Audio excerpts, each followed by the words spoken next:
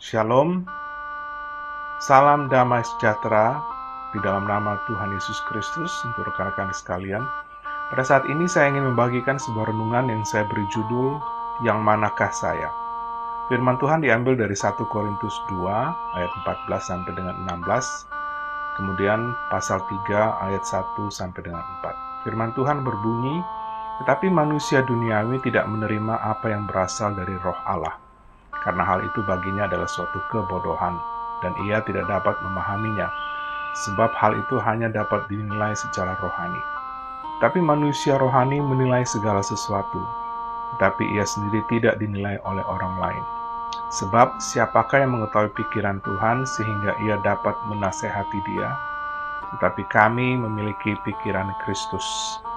Pasal 3 ayat 1 sampai dengan 4, "Dan aku, saudara-saudara, pada waktu itu tidak dapat berbicara dengan kamu seperti dengan manusia rohani, tapi hanya dengan manusia duniawi, yang belum dewasa dalam Kristus.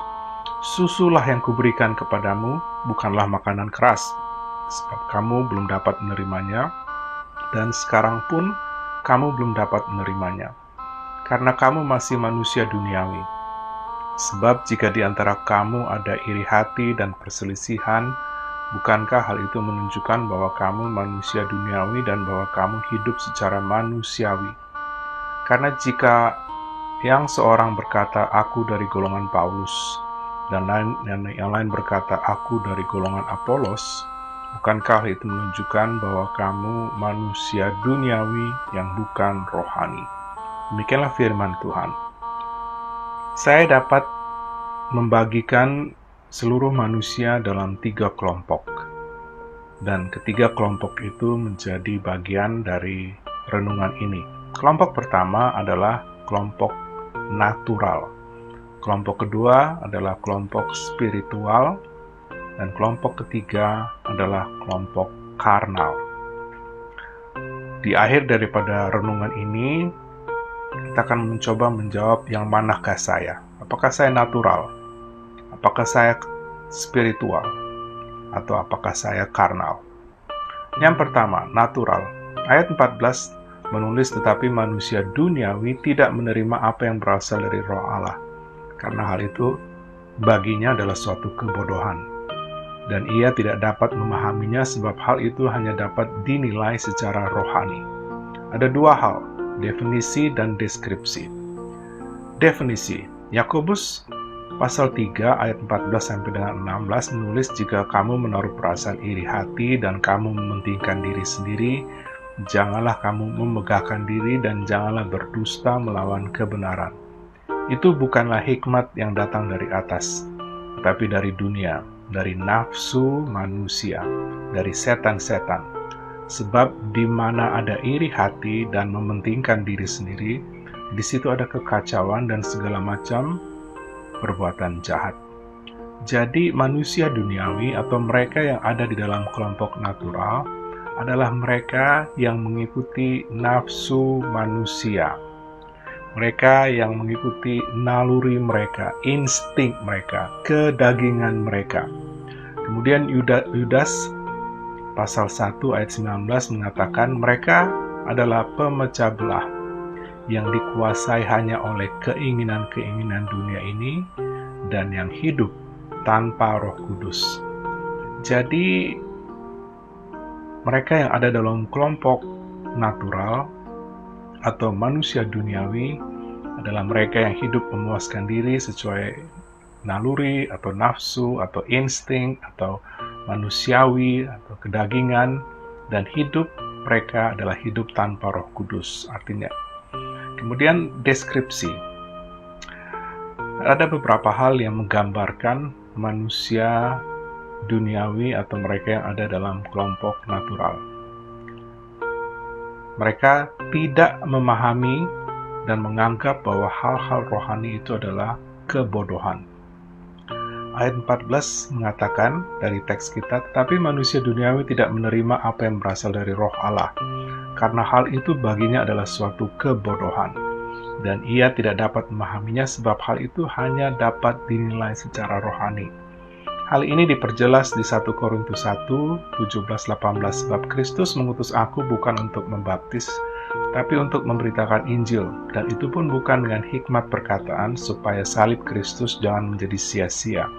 Sebab pemberitaan tentang salib memang adalah kebodohan bagi mereka yang akan binasa, tetapi bagi kita yang diselamatkan, pemberitaan itu adalah kekuatan Allah. Bagi orang-orang natural atau manusia duniawi, mereka yang belum percaya, apa yang menjadi hal-hal rohani tentang keselamatan oleh pemberitaan adalah suatu kebodohan, dan mereka tidak memahaminya. Hal ini dapat diilustrasikan di Yohanes pasal 3 ayat 1 sampai dengan 4 yang berbunyi adalah seorang Farisi yang bernama Nikodemus, seorang pemimpin agama Yahudi. Ia datang pada waktu malam kepada Yesus dan berkata, "Rabi, kami tahu bahwa engkau datang sebagai guru yang diutus Allah, sebab tidak ada seorang pun yang dapat mengadakan tanda-tanda yang engkau adakan itu jika Allah tidak menyertainya." Yesus menjawab, katanya, "Aku berkata kepadamu, sesungguhnya jika seorang tidak dilahirkan kembali, ia tidak dapat melihat kerajaan Allah." Kata Nikodemus kepadanya, "Bagaimanakah mungkin seorang dilahirkan kalau ia sudah tua? Dapatkah ia masuk kembali ke dalam rahim ibunya dan dilahirkan lagi?"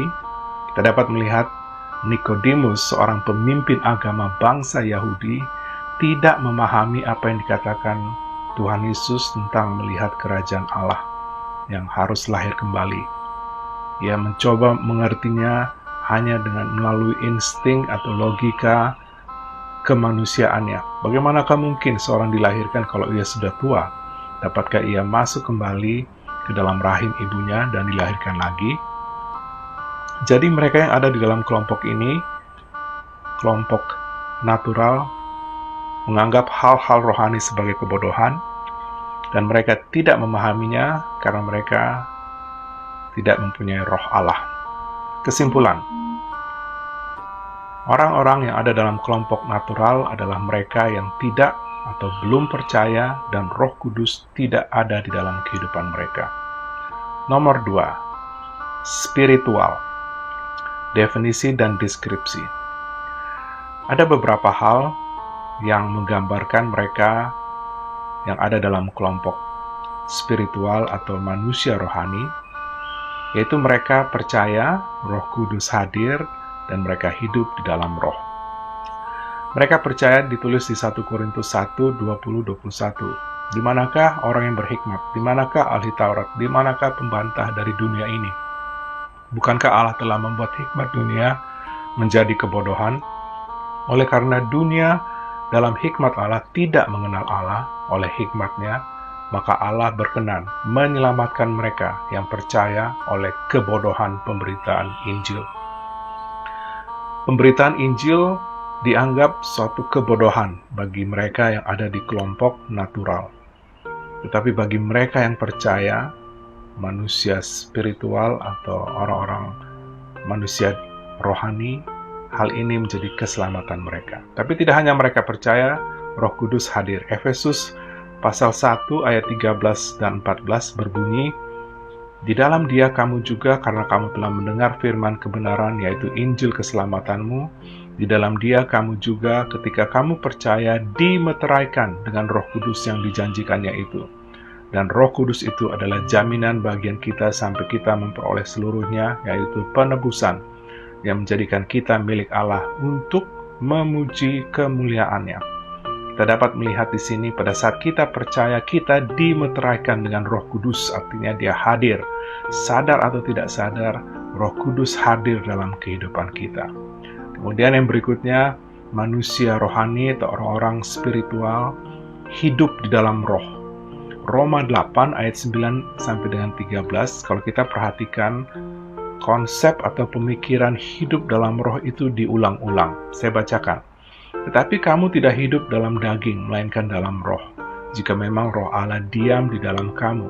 Tapi jika orang tidak memiliki roh Kristus, ia bukan milik Kristus. Tapi jika Kristus ada di dalam kamu, maka tubuh memang mati karena dosa, tapi roh adalah kehidupan oleh karena kebenaran. Dan jika roh Dia yang telah membangkitkan Yesus dari antara orang mati diam di dalam kamu, maka Ia yang telah membangkitkan Kristus Yesus dari antara orang mati akan menghidupkan juga tubuhmu yang fana itu oleh roh-Nya yang diam di dalam kamu.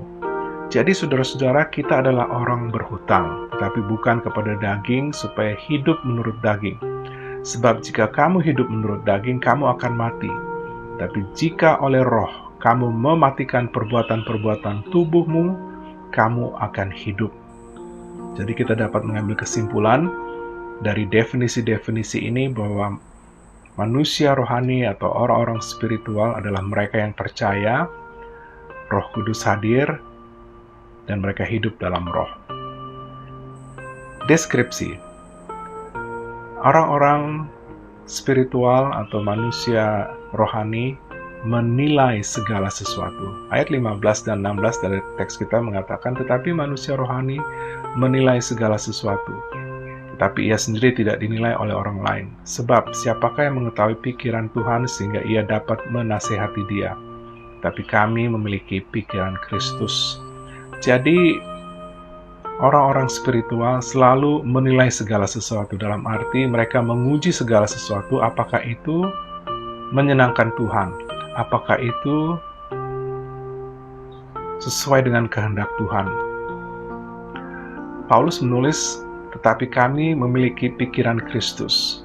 Artinya, pengikut Kristus atau manusia rohani atau orang-orang spiritual tidak hanya mendengarkan firman, tapi mereka hidup taat melakukan firman. Sehingga ada perubahan, sehingga ada pertumbuhan, ada kedewasaan rohani, dan juga semakin dikuduskan, semakin dirubah menjadi seperti Tuhan Yesus dalam pikiran, perkataan, dan perbuatan. Kesimpulan, sekali lagi, kalau natural berarti tidak atau belum percaya, dan Roh Kudus tidak hidup dalam mereka, maka spiritual adalah mereka yang percaya dan hidup dalam roh. Yang terakhir, karnal. Kata karnal, dasar perkataannya sama dengan perkataan karnivora, yaitu hewan pemakan daging. Berarti karnal adalah mereka yang hidup dalam kedagingan. Kita akan lihat lebih jelas kembali dari 1 Korintus 2 ayat 14 sampai dengan 16, pasal 3 ayat 1 sampai dengan 4. Di ayat 14, dalam bahasa Indonesianya ditulis manusia duniawi atau sucikos. Kemudian di ayat 15, manusia rohani atau pneumatikos. Tapi kalau kita perhatikan di pasal 3 ayat 1 sampai dengan 4, bahasa Indonesia sama. Manusia duniawi dengan di ayat 14 pasal 2. Tapi dalam bahasa aslinya beda. Kalau di pasal 2 ayat 14 adalah sucikos untuk manusia duniawi, maka pasal 3 ayat 1 sampai dengan 4 dipakai kata sarkikos. Sarkikos itu dalam bahasa Inggrisnya ada mengandung sarx atau flesh atau kedagingan.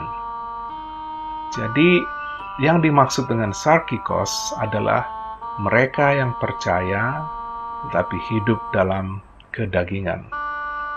Kata-kata itu diulang 4 kali paling tidak di pasal 3 ayat 1 sampai dengan 4. Definisi dan deskripsi. Definisi berarti orang-orang yang ada dalam kelompok karnal atau manusia duniawi, yang dimaksudkan adalah mereka yang sudah percaya tetapi hidup dalam kedagingan. Galatia 5 ayat 19 sampai dengan 21 mengatakan perbuatan daging telah nyata, yaitu percabulan, kecemaran, hawa nafsu, penyembahan berhala, sihir, perseteruan, perselisihan, iri hati, amarah, kepentingan diri sendiri, percideraan, roh pemecah, kedengkian, kemabukan, pesta pora, dan sebagainya. Dan hal ini hidup dalam kedagingan bagi orang-orang percaya mendapat teguran Tuhan di Roma 8:7 sampai dengan 8. Sebab keinginan daging adalah perseteruan terhadap Allah, karena ia tidak takluk kepada hukum Allah. Hal ini memang tidak mungkin baginya. Dengarkan kalimat ini, mereka yang hidup dalam daging tidak mungkin berkenan kepada Allah. Deskripsi. Kalau kita lihat kembali pasal 3 ayat 1 sampai dengan 4, di situ jelas dikatakan ayat 1, dan aku saudara-saudara pada waktu itu tidak dapat berbicara dengan kamu seperti manusia rohani, tetapi hanya dengan manusia duniawi yang belum dewasa dalam Kristus. Jadi di dalam kedagingan bagi orang-orang percaya berarti juga artinya mereka belum dewasa. Kemudian ayat 3, dan karena kamu masih manusia duniawi, sebab jika di antara kamu ada iri hati dan perselisihan, bukankah hal itu menunjukkan bahwa kamu manusia duniawi dan bahwa kamu hidup secara manusiawi? Karena jika yang seorang berkata, aku dari golongan Paulus, dan yang lain berkata, aku dari golongan Apolos, bukankah hal itu menunjukkan bahwa kamu manusia duniawi yang bukan rohani? Salah satu permasalahan di jemaat Korintus adalah perpecahan dalam tubuh Kristus. Perpecahan ini karena ada yang menganggap Paulus lebih baik, ada yang menganggap Apolos lebih baik. Dan hal ini sumbernya adalah iri hati dan perselisihan. Dan sumber dari iri hati dan perselisihan adalah mereka belum dewasa.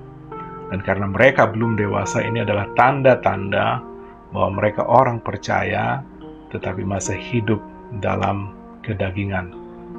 Firman Tuhan jelas mengajarkan kita untuk hidup seperti anak-anak kecil, penyerahan total, percaya total. Tapi firman Tuhan tidak mengajar kepada kita untuk hidup kekanak-kanakan. Egois harus diperhatikan, menjadi sumber perpecahan dalam tubuh pelayanan, persekutuan ataupun gereja karena ada iri hati dan perselisihan. Jadi kesimpulan, kalau natural tidak atau belum percaya dan Roh Kudus tidak ada dalam kehidupan mereka, maka spiritual percaya hidup dalam roh.